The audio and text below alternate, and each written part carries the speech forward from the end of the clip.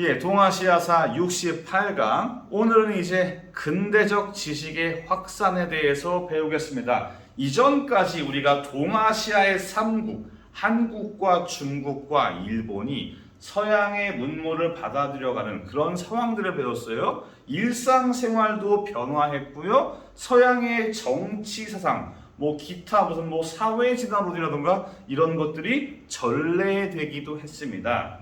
또한 이런 서양의 문물들이 이제 우리의 생활 속으로 하나하나 전파되어가는 그러한 상황, 근대적인 서양의 지식이 확산되어가는 과정들을 만나볼게요. 어렵지는 않지만은 외워야 될 게 조금 디테일하게 있습니다. 이 점 감안하시고 수업의 내용은 그래서 길지는 않을 것 같습니다. 먼저 이제 신문입니다. 신문은 여러분들이 한국사에서도 언급이 됐고 지금도 신문은 존재를 해요. 신문이 대중적으로 지식을 전파하는 데는 매우 효과적입니다. 대중들이 쉽게 돈을 주고 구매해서 읽을 수 있는 이런 신문은 진입장벽이 매우 낮기 때문에 대중들에게 효과적이에요. 여기에서 중요한 게 무엇이냐? 바로 신보입니다. 우리가 단원 마무리로 모의고사 문제를 이제 다음 주 시간에 만나볼 텐데 이 신보가 모의고사에 많이 나옵니다. 영국상인이에요. 주체는 영국상인입니다. 청나라 사람이 아니고요. 영국 사람이 상하이에서 다음 시간에 도시들을 제가 정리를 할 텐데 마찬가지로 상하이 중요합니다. 이 상하이에서 신보를 만들었는데 이게 청나라 중국의 최초의 신문입니다. 신보를 만들고 읽고 시보라던가 대공보라던가 이 신보의 등장 이후에 다양한 신문들이 등장하는데 시보랑 대공보까지는 외울 필요가 없는데 여기 있는 신보만큼은 중요하니까 아시는 게 좋을 것 같습니다. 이렇게 신문이 확산되자 청나라 정부는 혹시 신문이 반정부적인 사상, 과거에 태평 천국으로 시원하게 한번 대인 바가 있기 때문에 당시에 이 청나라 정부는 혹시 반정부적인 목소리가 여기에 들어가지 않을까 염려를 해서 이제 신문에 대한 등록제와 검열제를 시행하지만은 효과적이지는 못했습니다. 왜 그러냐? 이 당시의 신문은 청나라 정부가 간섭할 수 없는 조계지에서 만들어졌기 때문이에요. 당장 신보도 영국 상인이 상하이, 청나라 정부가 간섭할 건덕지가 1도 없습니다. 조계를 할 때 설명드렸어요. 조계와 거류지는 치외법권이 적용이 되고 특히 청나라의 조계는 영국과 프랑스의 조계지가 치외법권이 형성이 되기 때문에 대한민국 임시정부도 상하이의 프랑스 조계지에서 활동을 했다고요. 일본입니다. 항상 최초는 중요합니다. 요코하마 마이니치 신문. 일단 이게 일본 최초의 신문이라서 중요하고요. 두 번째는 요코하마라서 중요합니다. 그 교과서에 요코하마가 아예 따로 정리가 되어 있다는 점 잊으시면 안 됩니다. 도시들이 원체 중요한데 우리의 교과서에는 요코하마가 나름대로 잘 정리가 되어 있다. 그렇다면 여러분들이 뭘 중점적으로 봐야 될지 대충 감이 오실 겁니다. 여튼 일본 최초의 신문은 요코하마 마이니치 신문이고 이게 유행을 하자 요미우리 신문, 지금도 존재합니다. 요미우리 신문 같은 여러 신문을 등장하고 신문들은 당시에 일본의 침략 전쟁을 생생하게 중계하듯이 대중들에게 알려주면서 인기를 끌어요. 대중들은 자극적인 보도를 좋아하는데 전쟁만큼 자극적이고 흥미를 끄는 요소는 많지가 않으니까요. 일본 정부도 청나라 정부와 마찬가지로 신문을 탄압합니다. 그래서 검열제라던가 발행금지법으로 혹시 이들이 반정부 운동이나 뭐 이전에 배웠던 자유민권운동 이런 것들을 주장할까 염려를 해서 신문에 대한 통제도 가합니다. 다음은 우리입니다. 우리 익숙하죠? 독립신문은 최초의 민간신문이에요. 뭐 참고로 하자면은 우리 최초의 신문은 한성순보입니다. 한국사 교과서에 나오지만은 동아시아사 교과서에는 나오진 않습니다. 물론 수능 특강, 수능 완성, 시중에 나와 있는 문제집에는 한성순보가 나와 있는 경우가 있습니다. 독립신문은 스제필이 만들었던 최초의 민간신문으로서 이제 대중들이 널리 읽어야 되니까 한글판이 있고 외국인들도 읽을 수 있게 영문판이 있습니다. 독립신문은 당시에 우리나라에서 어마어마한 히트를 끌고 이 어마어마한 인기를 바탕으로 등장한 게 독립협회입니다. 우리도 언급은 했고 한국사에서도 나왔죠. 독립협회. 그 이후로도 신문들이 많습니다. 대표적으로 황성신문과 대한매일신보가 있는데 둘 다 약간 결이 다르지만은 둘 다 공통적으로 국민들을 계몽시키겠다는 그 신문의 기본적인 본질에는 충실합니다. 신문 자체가 손쉽게 대중들을 계몽할 수 있는 방법이었으니까요. 특히 이거는 일제 침략이 가속화되어가는 을사늑약 이후부터 황성신문과 대한매일신보는 일본에 대해서 비판적인 논조의 글을 많이 씁니다. 이 역사랑에서 베델에 대한 이야기를 만화를 그렸을 거예요. 이 베델이 대한매일신보의 사장입니다. 영국 사장이에요. 영국이니까 당시에 영일 동맹으로 인해서 일본이 베델을 마음대로 하지 못합니다. 그래서 베델이라는 버프를 받고 대한매일신보가 일본의 침략을 강렬하게 비판할 수 있었습니다. 이렇게 신문이 일제의 침략에 대해서 저항을 하자 일제는 신문지법을 통해서 독립신문도 중요합니다. 일제는 신문지법을 통해서 이제 신문의 발행에 관여를 합니다. 검열을 하고 이제 더 나아가서 폐간까지 시킬 수 있게 신문지법을 통해서 우리 민족의 신문을 규제하기 시작합니다. 이 시기에 규제가 많았어요. 무슨 학교에 대한 규제, 신문에 대한 규제, 다양한 규제가 있었습니다. 일단 여기에서 신문 파트에서 여러분은 청과 일본과 우리 한국의 각각의 신문들, 중요한 신문들을 잘 구분할 줄 알아야 합니다. 아셨습니까?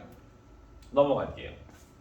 다음은 근대 교육이에요. 교과서보다 아주 조금 추가된 게 있습니다. 자, 변법 자강운동 누가 했었나요? 강유웨이가 있었습니다. 변법 자강운동으로 당시에 과거의 고리타분한 과거제 기반의 교육이 아닌 새로운 근대화 교육을 추진하는 신식 교육이 등장하는데 이 변법 자강 운동 당시에 만들어진 신식 학교를 대표하는 게 중요한 경사대학당입니다.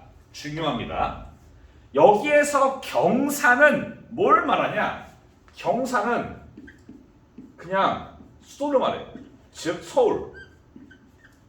즉 수도에 위치한 커다란 학당이라는 겁니다. 베이징의 경사대학당, 연도도 아시면 괜찮을 것 같아요. 여러분들이 제가 이전에 나누어졌던 연표는 완전본이 아니에요. 왜 그러냐? 이런 경사대학당 같이 연도를 알아야 되는 중요한 것들이 그 연표에는 빠져 있습니다. 그래서 제가 그 연표로는 수능 준비가 어려울 것 같다고 얘기를 한 거예요. 이런 것들이 빠졌으니까. 경사대학당의 경우 이게 모의고사의 킬러 문제로 나온다? 연도까지 알아야 되는 정도로 나옵니다. 이 가와 나 사이를 묻을 때 그냥 변법 자강 운동을 물어보면 너무 쉬우니까 경사대학당이 껴있는 경우가 있어요. 변법 자강 운동은 신식 교육을 추진했지만은 과거제 자체를 날려버리지는 못합니다. 과거제는 언제 날아가냐? 신정개혁 때 과거제가 폐지되고 근대화된 신식 학당들이 각지에 세워집니다. 자, 변법자강 운동으로 경사대학당이 설치가 되었고 신정개혁으로 과거제가 폐지되었다고요. 일본은 봅시다.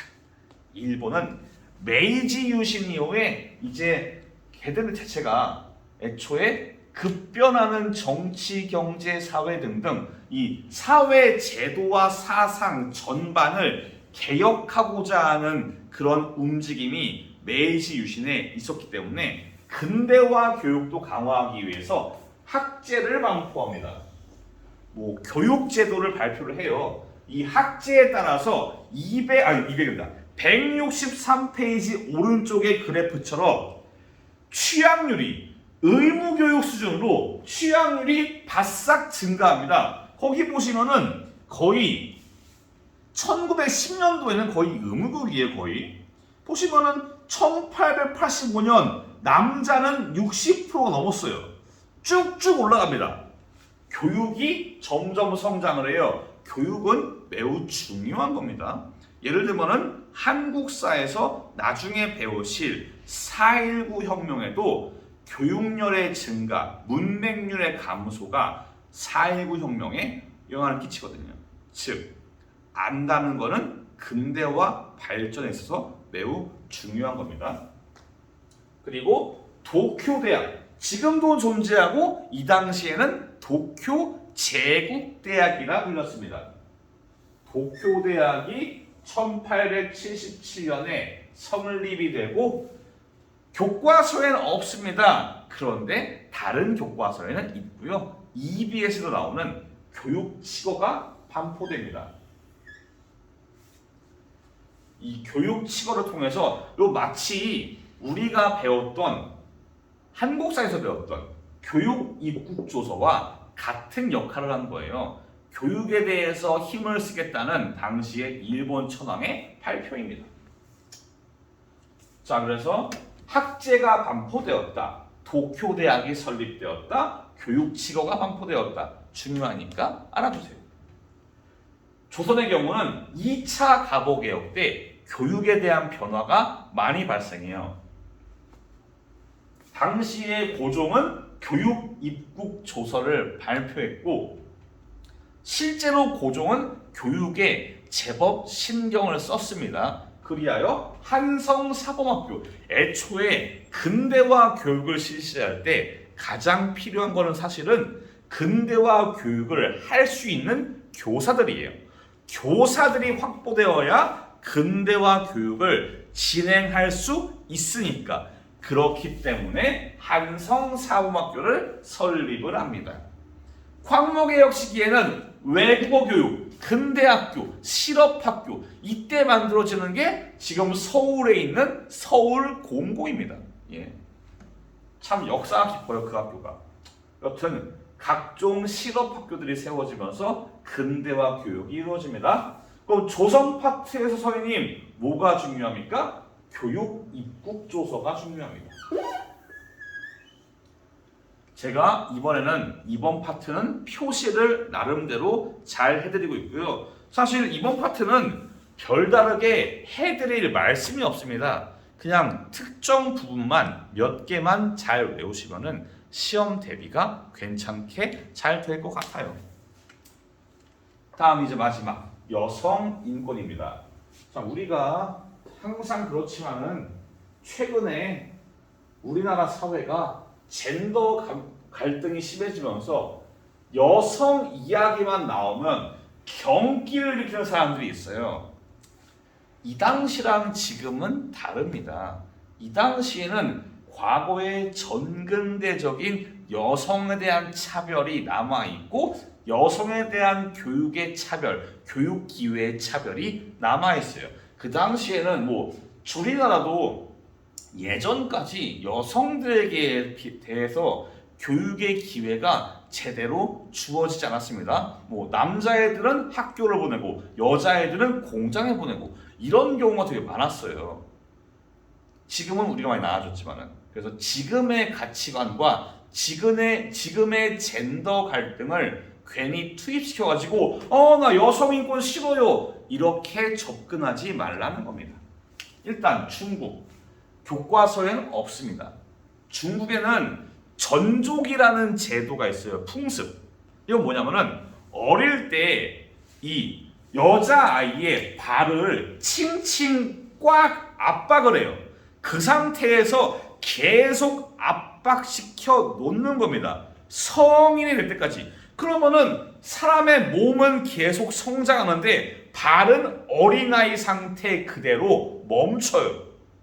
상당히 흉측하게 뼈는 자라니까 뼈가 안으로 꺾여들고 이러면서 상당히 흉측한 모습의 전족이 발생합니다. 상당히 전근대적인 풍습이에요.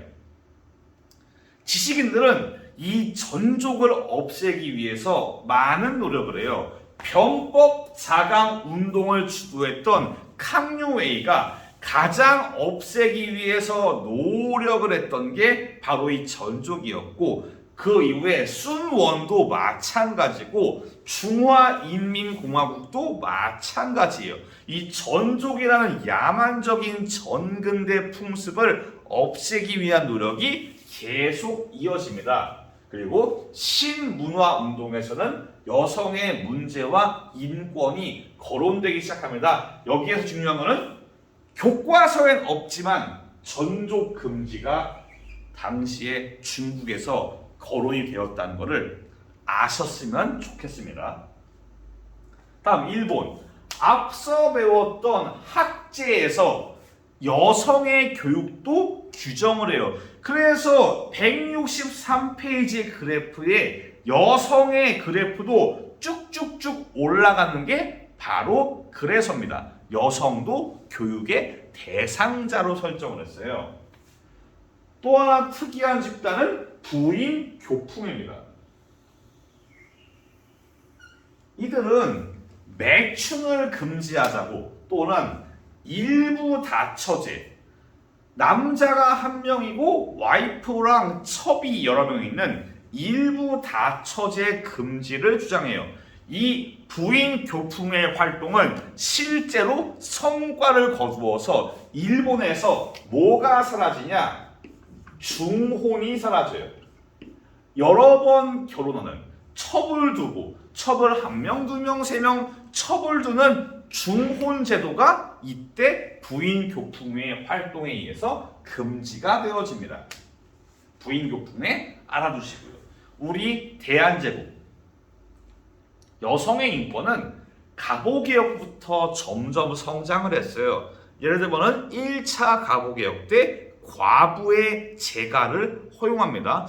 예전에는 과부들에게 정절을 강요했어요. 이제 남편이 죽은 아내들은 이제 혼자서 집에서 정절을 지키면서 쓸쓸히 살다가 가는 게 그 당시에 성리학 사회의 룰이었는데 요게 바뀌어서 이제 과부의 재가도 허용됩니다. 그리고 근대화 교육이 계속 이루어지면서 여성의 인권도 성장을 해요. 당시에 이 한양의 양반집 여자들이 여권 통문을 발표해요. 교과서에는 다르게 나왔어요. 교과서에는 여학교 설시 통문이라고 되어 있습니다. 여권 통문이 좀 더 짧으니까 외우기에 편한데 여학교 설시 통문이 애초에 여권 통문이 어떠한 것인가를 보여주고 있어요. 저거는 교육의 기회를 주장한 겁니다. 여성들도 교육을 받게 해달라. 옛날에 조선시대에 여성들이 교육을 받았겠냐고요. 익혀봐야 현모양처가 되는 그런 방법만 배웠을 거란 말이죠. 그래서 이제 여권 통문을 통해서 이제 여성에 대한 교육의 기회를 달라 요구를 하고 이 여권 통문을 발표했던 여성들이 주축이 되어서 찬양회라는 단체를 조직합니다. 뭐 사실상 우리나라의 여성 운동의 맨 위에 있는 집단입니다. 애초에 여권 통문이 발표된 날이 우리나라의 여성의 날로 지정이 되어 있고요. 이 찬양회의 활동이 어떻게 보면 우리나라 여성 운동의 선구적인 역할을 했고 여기부터 쭉쭉쭉쭉 다 시작이 되는 겁니다. 그래서 여성의 교육과 인권에 대한 주장, 전족 금지가 있었고요. 부인 교풍회가 있고 여권 통문과 찬양회가 있습니다. 내용이 별거 없습니다. 그냥 몇 가지 부분만 암기만 잘하시면 괜찮습니다. 물론 동아시아사가 주관식이 있죠. 내신에서. 그렇다고 해도 이제 이번 파트부터 빈칸을 다시 뚫을 겁니다. 아무래도 빈칸이 있어야 여러분들이 뭐가 중요하고 뭐가 중요하지 않은가를 훨씬 더 쉽게 이해할 수 있을 것 같아요. 오늘 수업은 짧게 여기에서 마무리를 짓겠습니다. 다음 시간은 이제 예고했던 것처럼 뭐 그렇다고 이게 뭐 그렇게 대단한 거 아닙니다. 그리고 제가 떠들 수밖에 할 거 아니고 그냥 단순히 우리가 지금까지 언급되었던 도시 중에서 중요한 도시들을 다시 한번 점검을 해볼까 합니다. 도시 특강을 하고 단원 마무리를 한 다음에 우리는 이제 본격적인 현대사로 넘어가 볼까 합니다. 고생 많았습니다. 다음 시간에 뵐게요. 감사합니다.